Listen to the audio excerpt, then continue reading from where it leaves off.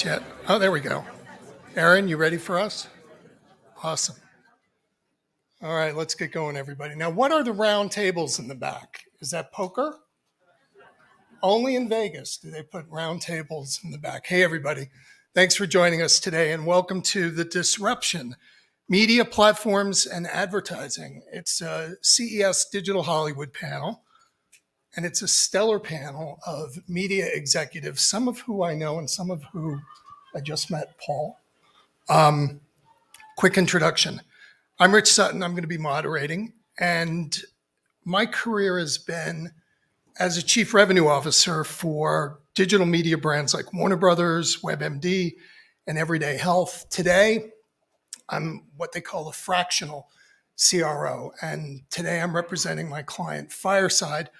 Fireside is one of Mark Cuban's companies. It's an interactive Web3 streaming platform. I've been speaking here at CES for 13 years. This is number 14, and I'm really looking forward to it. So let's let our panel introduce themselves. Craig, go for it. Thank you. Craig Stimmel. I lead partnerships at WWE. I had been previously at Snapchat and Procter & Gamble, but moved over to the world of wrestling entertainment. It's great to be here with everybody.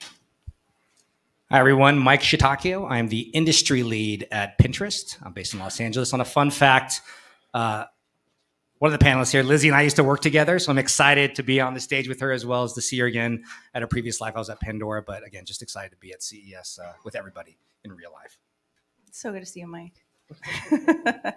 I'm Lizzie Widhelm, representing from SiriusXM, SXM Media, the media arm of SiriusXM, Pandora, SoundCloud. And super excited to be here. I'm in my 16th year in audio, which I think is probably only less than maybe Gail. I don't know about you. So excited to talk about all things audio. Paul, over to you. Thanks, Lizzie. Rich, I'm being picked on. I feel like I've got SXM here and Gail over here, and they're like my two sisters being a little bit Dude, mean, you and I so. don't stand a chance. These guys all know each It's other. because he's wearing and we're his the branded socks and his branded I saw the vest. branded socks. I'm counting all these impressions, by the way, to the bottom line. Paul Suchman, I serve as the Chief Marketing Officer for Odyssey. I've been in audio for only 4 years, and it's been an amazing ride. And just being a challenger brand, watching what these two brands are doing has just made us better, more nimble, smarter at what we do. Awesome. I'm rounding out the audio corner here. Gail Troberman, I'm the CMO at iHeart. I think I've been about the same amount of time kind of fighting the audio battle. It's great to see the room is full of people as excited about audio as we are, because it's where you're going to find growth. So it's like to get into it. Gail, thank you. Gail and I were talking on the way over, and I told her because I've been in digital media so long, I forget that when I was 17, I started out in audio as a DJ. WDUQ in Pittsburgh. So Nice. I got your 14 years beat, Lizzie. So this has been a year where the S&P was down 14%. Ad tech and MarTech were down 56% and 60% respectively. So we have a lot of disruption to talk about. There's the disruption in the macro sense, inflation, the sort of predicted recession, war in Ukraine, et cetera. Then there's the day-to-day disruption that our panel deals with every single day. So where's the good news? Well, clearly, OTT, CTV, and retail media networks are enjoying their 15 minutes of fame in 2022. And if you walk the floors here, it's hard to miss the retail media network guys. Today, we're going to really talk about three things in depth. Number one, the opportunities in audio, and it's a great panel to do that. Podcast audience growth is huge. So what's next? Data. If you read the story today, Facebook is on the hook for $390 million because they broke the law, their data laws in Europe. So what's next for us? Because data affects what we do every day. And then we are going to talk a little bit about media, retail media networks. They're a big disruptor, but the question is how, and how are they going to disrupt us? So let's get started. Paul, what are the disruptors in audio, either positively or negatively or both? We look at disruption as a positive. And when we're thinking about it, we think about the total audio ecosystem. So that's, and from the constituents that are involved in it. So listeners, advertisers, and platforms, and creators, excuse me. And from the creator standpoint, it's been an amazing disruption, because what we're seeing is more creators coming into audio than ever before. And they're coming from film, they're coming from TV, they're coming from politics, they're coming from sports. And they're just moving fluidly between those media. And we're hearing from them that audio gives them this opportunity to connect more deeply, to engage more deeply, to have real long-form stories and long-form conversations. And for listeners, that's a great thing too, because listeners are now following across channels. They're going from AM, FM to podcasts, to the stream, back into digital and film, and back in again. And for advertisers, that disruption really is an opportunity to insert themselves into that process in super relevant, contextually relevant, smart ways. And that, to me, is the biggest opportunity in 2023 for advertisers to really embrace audio and to make great work that takes all of those superpowers of the medium and brings them to life. Lizzie, same, different? What would you Yeah, say? I mean, I agree with him. I'd build on it. I think that to your comment about data and identity, the distribution of listenership has changed a lot in the last 2 years on the heels of the podcasting change. So you put your show out on RSS feed, it can get picked up anywhere if you have a great show. And I'm discounting anyone that's behind a walled garden and has done an exclusive with a single partner.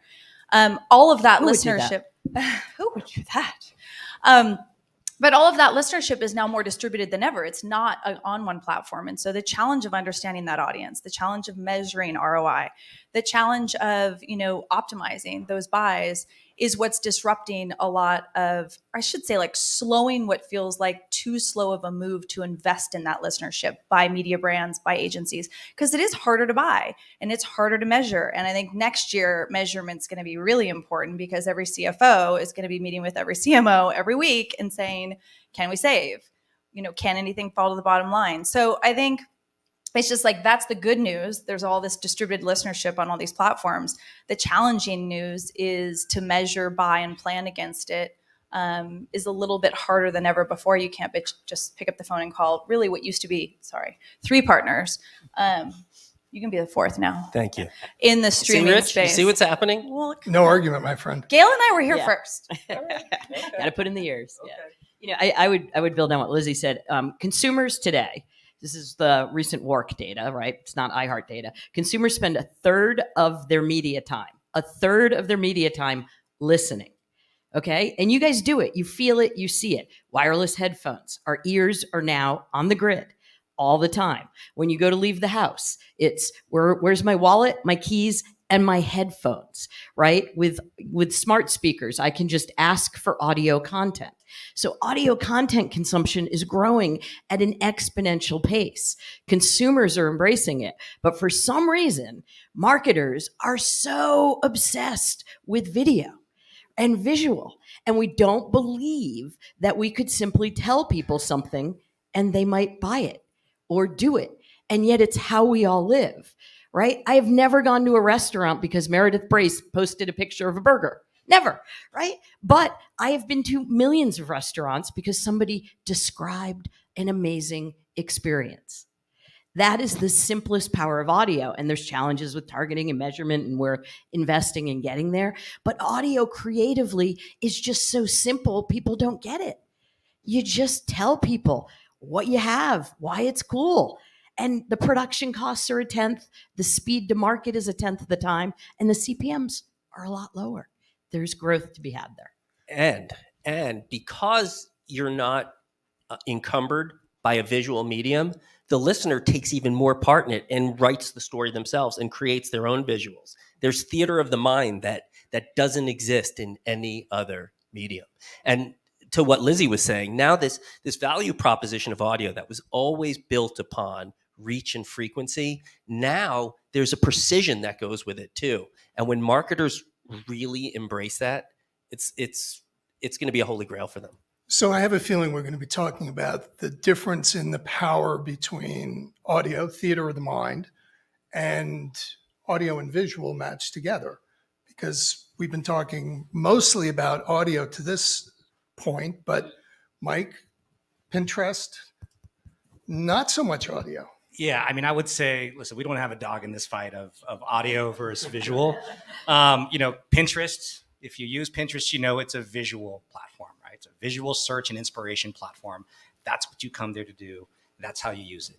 Now, on the flip side of that, we did sign a deal with Warner Music Group and a couple other labels to bring their music to our platform, royalty license free, for a lot of different creators that create idea pins on the platform. So for me, I'm like, listen, again, we're a visual platform. We're about the eyes, but it's cool. I wouldn't mind having a soundtrack to my inspiration journey.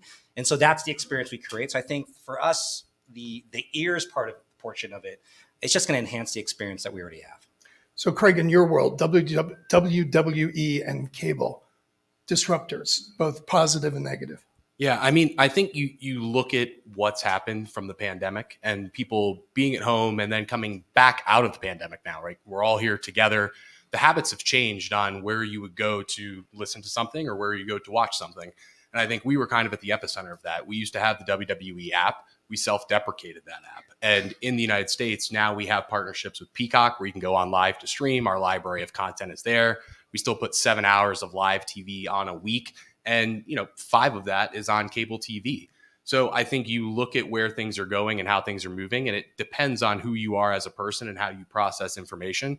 And for us, we want to make sure our content is everywhere and in all of those. So I think you look at a lot of the partnerships that we've put in place, and we want to make sure we have those opportunities for people to experience the WWE in any platform that exists and how they like to consume content. And I think to the point, what's interesting is we actually would say that we also have a sonic identity, just like any other brand. Because when you think about some of the biggest wrestling sports entertainers, you hear their music first. You hear that Stone Cold music crash. You hear the Rock song come, and immediately someone is coming out before you even see them, right? So I think that when you can harness those two together, it tells a nice story.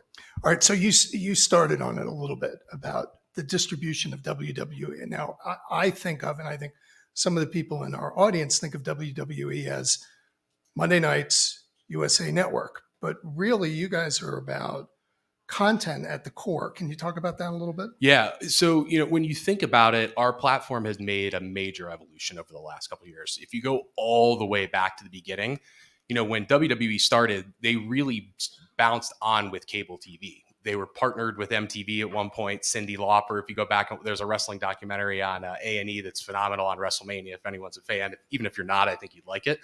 But when you look at our platform now and how we're producing content, we have 7 hours of live content a week. But then all of our PLEs, when you think about WrestleMania, Royal Rumble, SummerSlam, those are going and being cast onto Peacock's network. Also, we're big on TikTok. We're the number 1 sports platform that's on TikTok today, ahead of the EPL, ahead of the NFL. So you look at how we've distributed our content and gotten highlights out in real time. Basically, if you're on the go, if you wanted to pull up sports highlights or clips, we've tried to just make it accessible to anyone, because it's hard to tell what user behavior and habits are going to change. So making sure that we were kind of everywhere across the board, and making sure that, on YouTube, we're the 7th highest ranked channel on YouTube now. Making sure that we are accessible to everyone across the globe, and knowing that different people in different countries consume content in different ways has worked really well for us. All right, so let's stick on this end of the panel for just another minute. Mike, disruptive trends in digital media. What is it for Pinterest? What's keeping you up at night? I think when I think about disruptive trends, I know we're going to talk about this a little later, but there's a whole conversation we have to unpack around privacy and around data, right? Call it a trend. It is what it is. There's a lot of events happening in the next 12 months and 16 months. They're going to force a lot of change in the way we think about how we manage data, how we leverage data, and how we use it, right? But I think in the world of Pinterest, as I think about 2023, and forget Pinterest for a second, just for the entire landscape, I think there's going to be this need to really be accountable for marketers to think about not just like how we show up, but where we show up, right? Or is the environment in that I'm showing up and communicating my message conducive to my brand values, right? Or am I showing up at a place that's rife with conflict, rife with turmoil, or rife with any type of distraction that doesn't really live up to the way that we think our brand should be experienced, right? So we see a greater accountability towards that. We've already seen it in the last couple of years, but we're already having conversations more and more as we go into this year about what does that mean. So Craig, disruptive trends in cable, obviously streaming, but what else? Yeah, I mean, you have to look at the sports rights that just happened with Thursday Night Football going to Amazon and with Sunday Ticket going to YouTube. I mean, those were massive plays that I think, 5 years ago, we probably wouldn't have thought about those guys being major players in those rights renewals. So as you're seeing more sports entertainment rights come up, who is a player in that and where is that content going to come from, I think is only going to get more and more critical. And, as we look out over the next year, I think that content will continue to be king in that regard. Bill Gates said it more than a decade ago. And I think that it just becomes more and more prevalent as we continue to go. So let's get back to the audio discussion. Gail, iHeart doubled down, tripled down on podcasts. The audience overall has just exploded, but revenue hasn't exploded yet. Advertisers always follow eyeballs, so it's going to happen, but what's it going to take? Sure. So yeah, podcasting is exploding. I'm sure everyone in this room is talking about it, thinking about it, listening. And like I said, it's one of the sort of leading edge things that's driving the massive growth in audio. What's interesting about who's listening, which I think is going to drive a lot of the advertiser wake up moments, is you're seeing really young audiences come into audio in a big way. You're seeing diverse audiences come into audio in a big way because it's accessible, because it's human, because it's honest and authentic and less produced, right? There's a reason podcasting is right for this moment. And there's a reason broadcast radio still reaches 9 out of 10 Americans. A live, human, unscripted conversation with people you get to know and have a real relationship with. And if you look at disruptive trends in the year ahead, unfortunately, I think mental health is one of the biggest challenges we face. And I think one of the reasons that you're seeing growth in audio, and we saw an explosion during COVID, the more isolated and alone people feel, the more audio delivers intimacy, honesty, and human companionship. And those trends aren't going to go away. What does a marketer do with them? How can you become part of a live, human, authentic conversation, right? That is the most interesting question to me as a marketer. Creatively, how do we put the data aside for a minute? And how do you say to yourself, I want to sell this app, I want to sell this cleaning product, I want to sell this car. What is the conversation that I should be having with America? What is that human conversation? How do I show up? How can I help? How can I be of use? How can I entertain or distract or provide escape? That is what great marketing is going to be. And it's going to be driven by some of the harsher realities of our time, which is we're all frigging isolated and we are seeking companionship. And marketing is going to follow where consumers' attention is. And it's going to be in these live, human, connected places.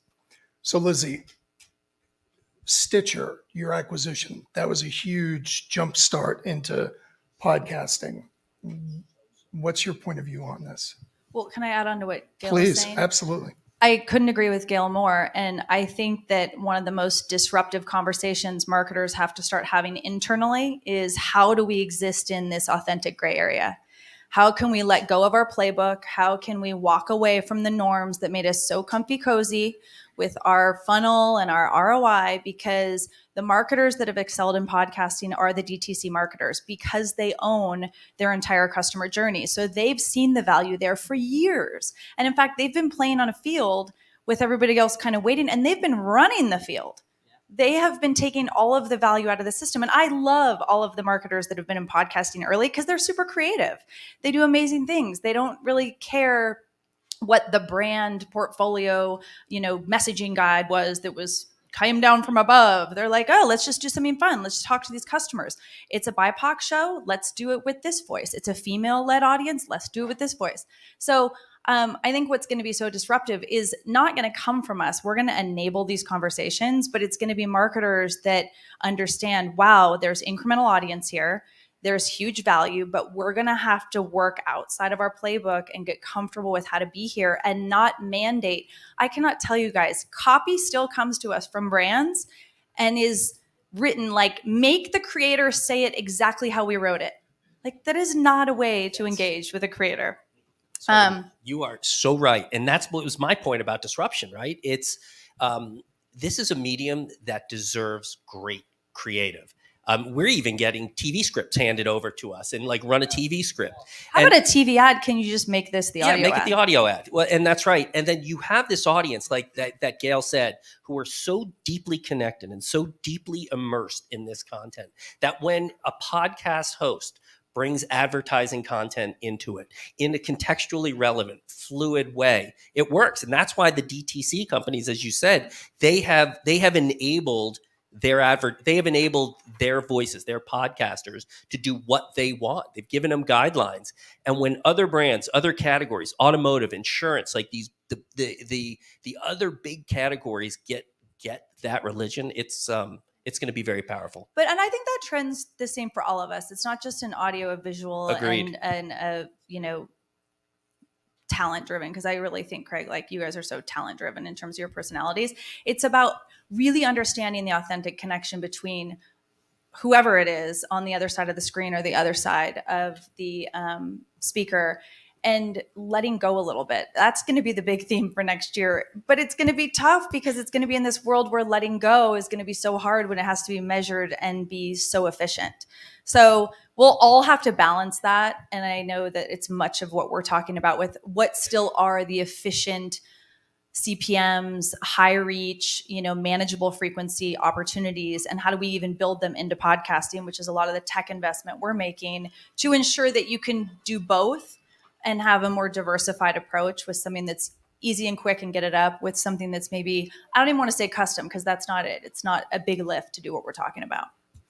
So a whole other conversation. We could go down this rabbit hole, but I think there's a emerging discussion of CPX, because so many, you mentioned direct response advertisers. Is Joe Marchese in the room? Like, I think he was talking about that 10 years ago. So for some, that X is leads, but for others, it's really engagement. They care more about that. So, if we could get some of these discussions out of procurement and into the hands of marketers like you guys, then we'll have a good year next year. Lizzie, this question's for you. So 20 years ago, it was really broadcast radio, but today it's broadcast, satellite, digital, podcasts. Is it a zero-sum game for audio? Is it just the revenue and the audience just gets pushed from one place to another? Or because there's so many different conduits today, is the whole pie going to grow?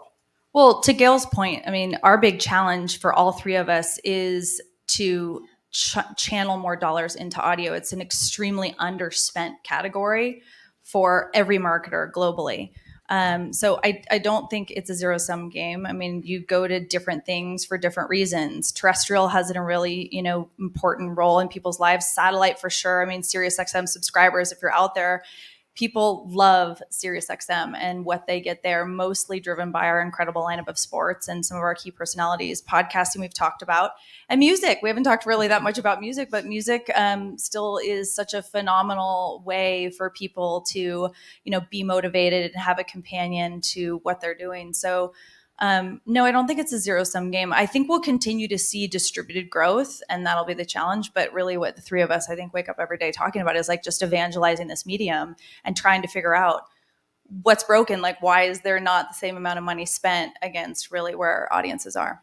Yeah, I think it's 31% of time spent and about 9% of marketing dollars. So there's a huge gap, and that's nothing but opportunity.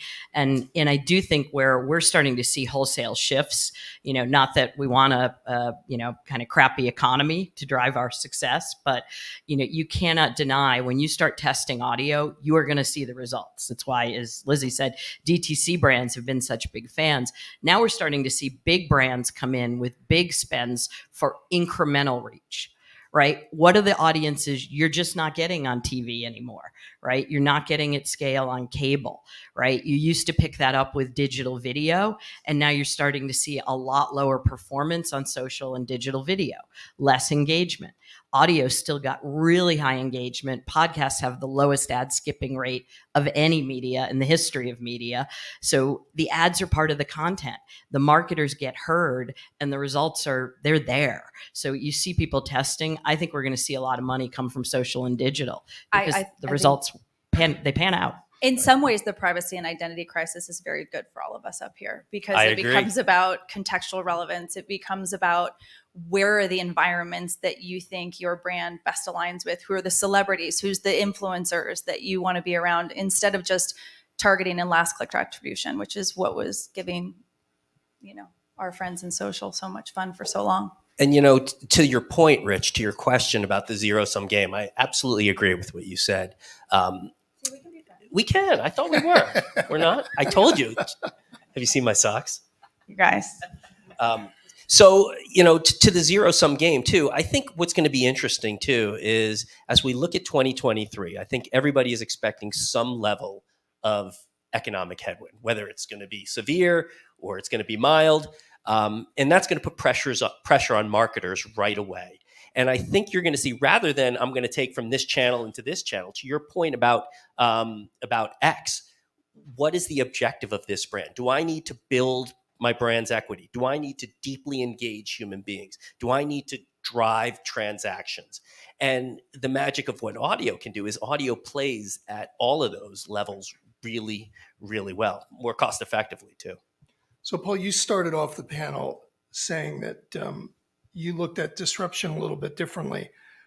This is from a Media Village piece where you were quoted. It said, "To be successful, Odyssey says brands need to stop thinking of themselves as interrupters and embrace the role of disruptors."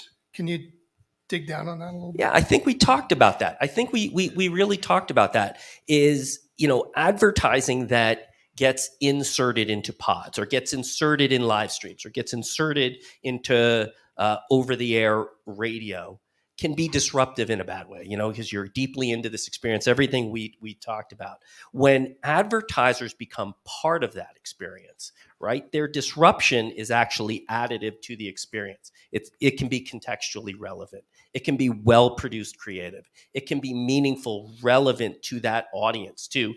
As Gail said, you have an audience who doesn't want to listen to audio, but needs to listen to audio now more than ever because of that deep human connection. And when brands tap into that, and when brands start to make work that taps into that, that's disruption in a good way. That drives outcomes for these brands. Lizzie, agree? Yeah, absolutely. And I think that, as I sit up here, I'm thinking how does a brand, have the sizzle of their meat cooking that I see because I'm on Pinterest all the time. How does that exist there? I think you need to be asking yourself on these visual platforms, wait a minute, close my eyes. I'm having a real experience here. And then what are the environments in which that can live? And that's what we ask marketers all the time. And you'd be surprised about just how many of them don't even write a sonic brief for themselves. Hey, if we all closed our eyes and just said, what does our brand sound like? Craig mentioned sonic identity. All of those questions are important ones to ask yourself, because environmentally, you have to figure it out. Whether you buy against any of us, you have to live in this space. So another dimension to audio is voice. And a year ago, I was doing some consulting for a company that was really interested in standards and started working with the whole open voice network. And then 3 months ago, Amazon puts the brakes on hard on Alexa. So from your perspective, what's the future of voice scale? Is it big for iHeart? Is it important? Yeah, I think. I think the future of voice is the future of two-way communication with audio. I actually think like voice notes and the ubiquity of people now, as people get comfortable with audio, as we start listening more, we're listening in more places on more devices more seamlessly because we're all wired to the grid. You're starting to see voice memo become a really fast, efficient way to communicate with one another. We have a feature at iHeart. We have a feature called Talkback in the iHeartRadio app.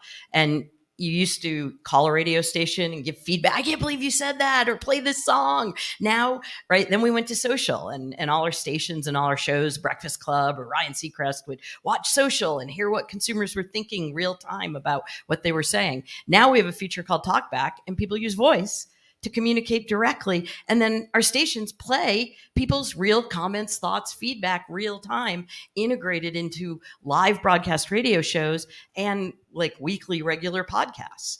So I think voice doesn't require a speaker sitting on the kitchen counter. I think voice has always been how humans communicate. It's the most true, honest, authentic way of communicating. And I think it's only going to get more and more pervasive as technology enables us to interact more and more with human voice. Lizzie? I mean, voice is hard technically in a lot of examples. I agree with Gail, but you do have to build it into your app and have a really crisp native experience and one that's repeatable and usable all the time. And like in the example of podcasting, all of us are distributing content across multiple platforms. You don't own the platform in a lot of examples.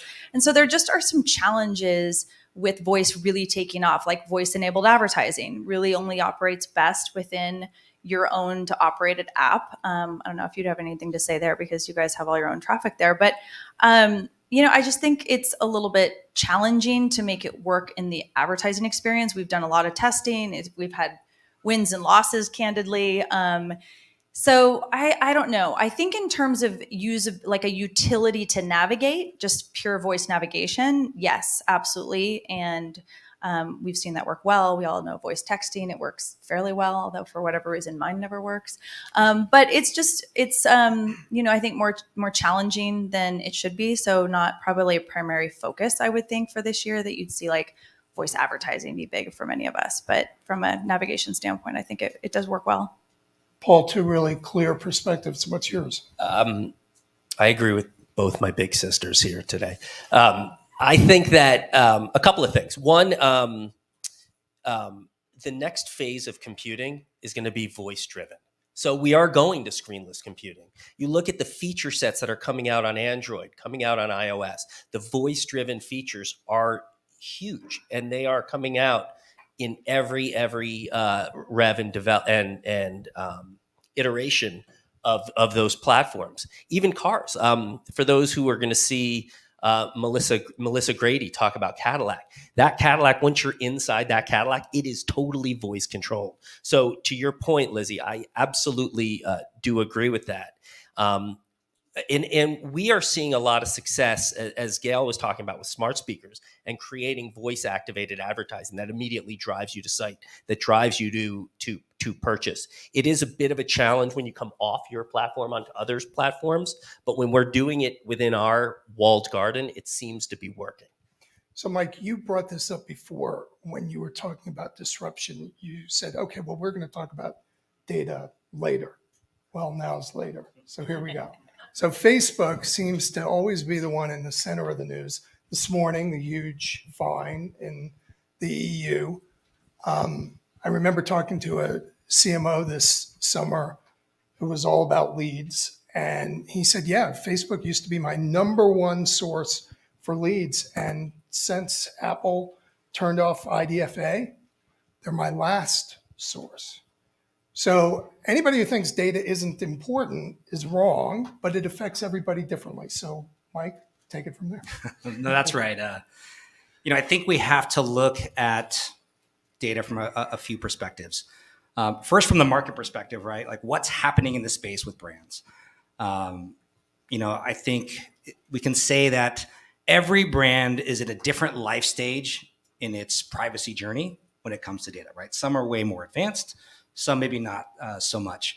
And to be quite frank, some brands are just less exposed to some of the changes that are happening with Apple and IDFA, or in the future with Google and the deprecation of cookies.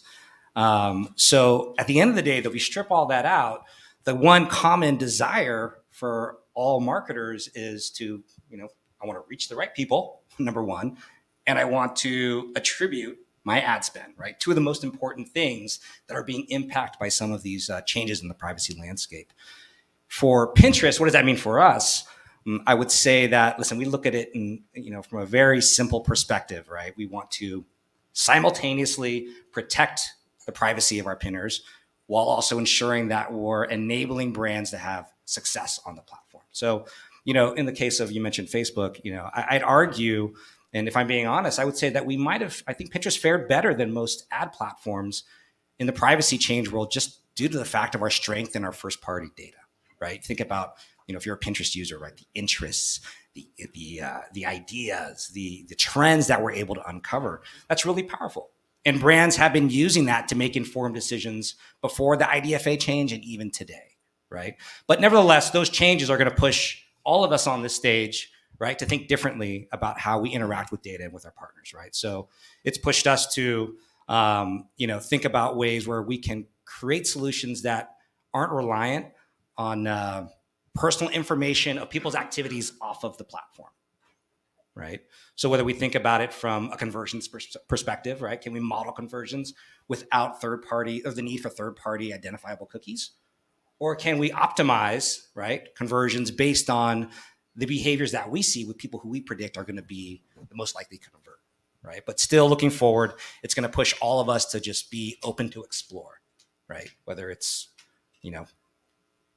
machine learning technology, privacy enhancement technology, or even like, what does the third party space look like when we think about attribution solutions? We don't know yet, right? But it's at the end of the day, we're doing it for the right intention, right? It's for privacy. Craig can't say this about himself, but he was one of the first marketers that I ever worked with that gave up on measurement and just did a matched market test.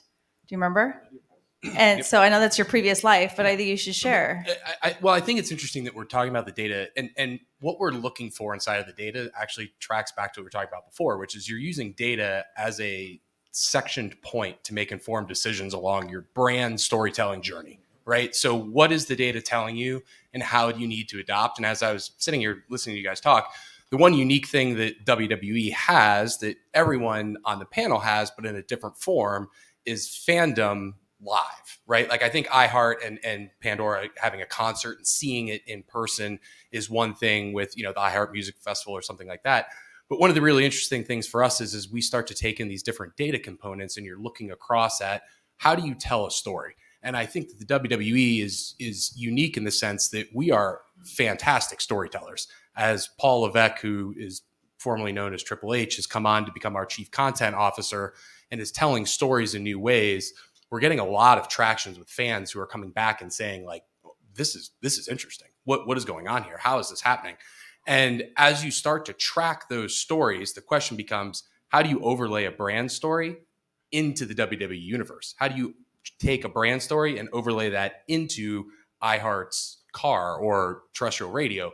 How do you take it across any one of us here? So I think what's interesting is as we start to figure out what works in a new data world, really, how are you able to tell the brand story as a platform? And, one of the places where we actually just announced it today, but Mountain Dew is going to do a pitch black match with us at Royal Rumble in January, which is something that's never been done before. We're going to create basically a brand new match that will tell the story of two of our biggest superstars and Mountain Dew launching a pitch black product at the same time, which is new and unique, right? But to their credit, they've kind of leaned into that and said, we're going to try this and see what happens. And then we'll figure out which data points do we need to move along the way. Yeah, I think one of the things that somehow we got lost in data, right? I always like to step back because, broadcast radio, iHeart, 9 out of 10 Americans, America, right? We're reaching kind of everyone. So we can find some audience that you want to reach at scale if you tell us who they are, and we can apply your data and ours, and we can do probability stuff and figure out pockets. But what we've lost touch with is we get into all those, right? Those small micro data points, and you lose the exciting part of what makes somebody a fan, right? Why are they there? What are the big data points before you get to the small ones?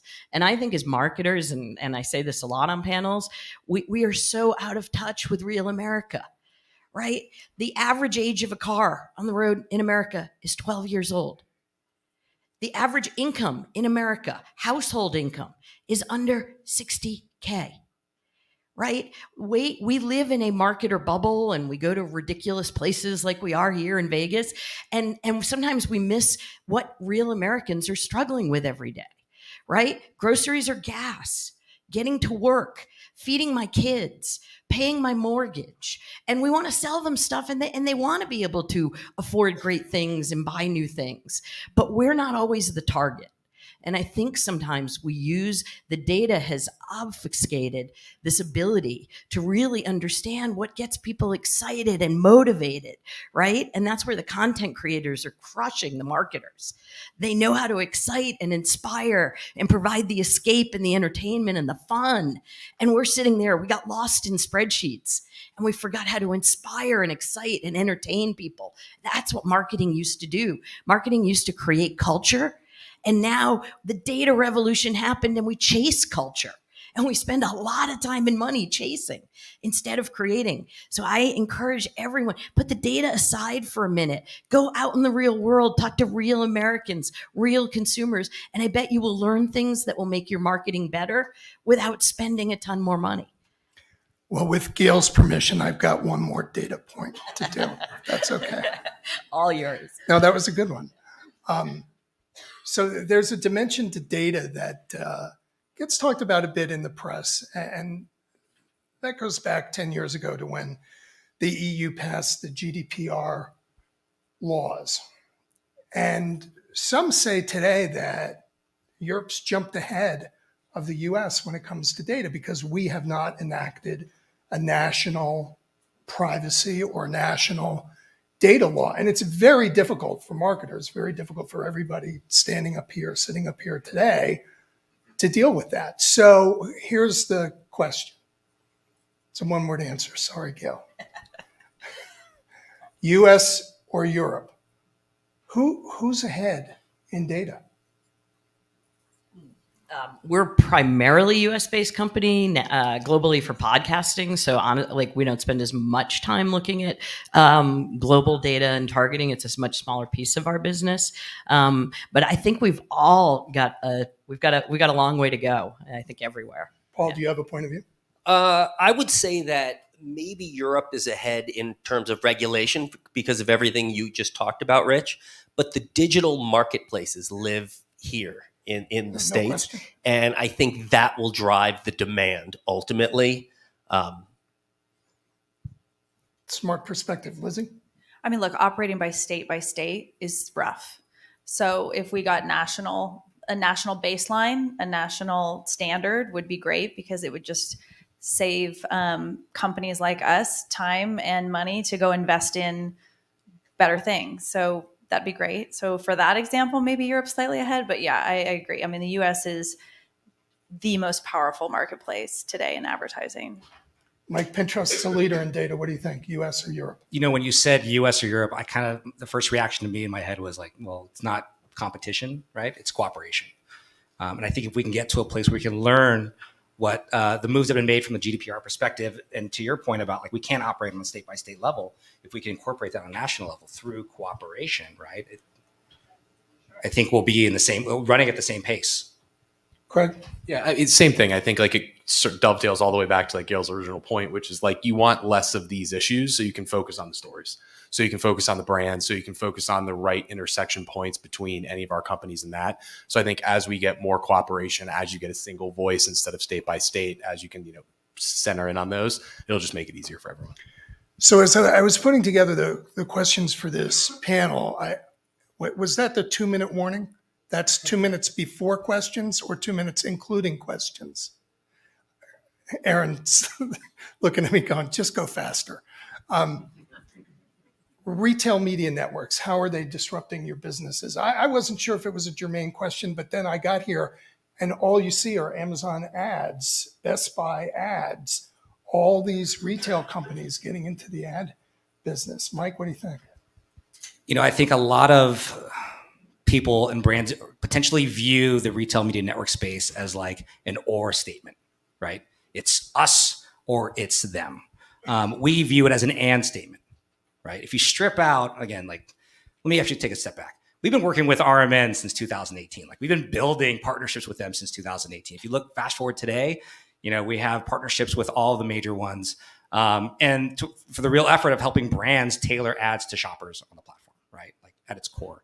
But I think we have to take a step back and look at the space not as competition, but as like a collaborative ecosystem, right? Between the brand, between the retailer, and between, let's say, for us, Pinterest as a platform, right? And to do that, if you zoom out, I think you have to take the revenue, the budget part out of the equation, right? If we think about all the good things that the RMNs have enabled us to do in partnership, right? We're thinking about, we talked about data, right?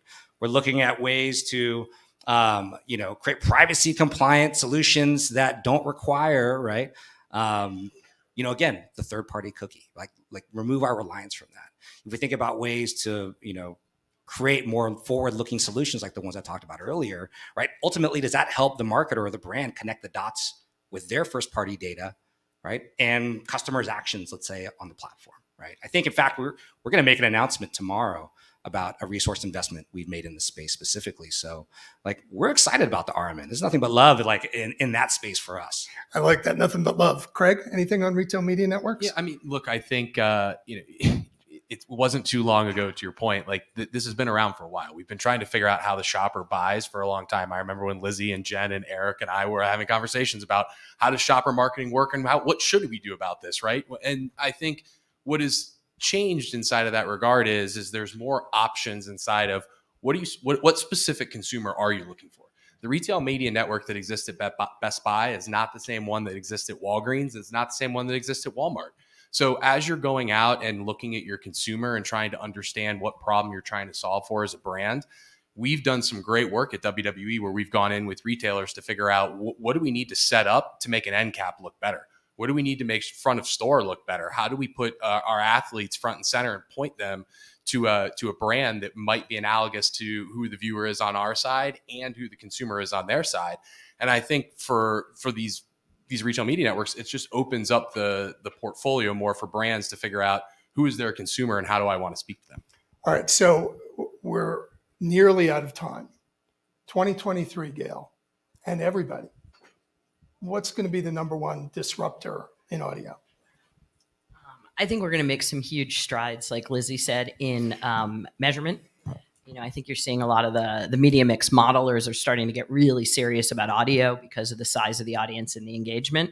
And I think they're starting to prove out the ROI again and again and again. So I think we're going to measure audio better, and we're going to see the kind of growth that's possible. So measurement, Paul. I would agree absolutely with what Gail said, and just even add on to it that it's going to be total audio up and down that funnel, and then totally measurable. So whatever the brand objective is, I think audio is going to be able to provide a use case for delivering against that. Lizzie, number one disruptor for SXM in 2023.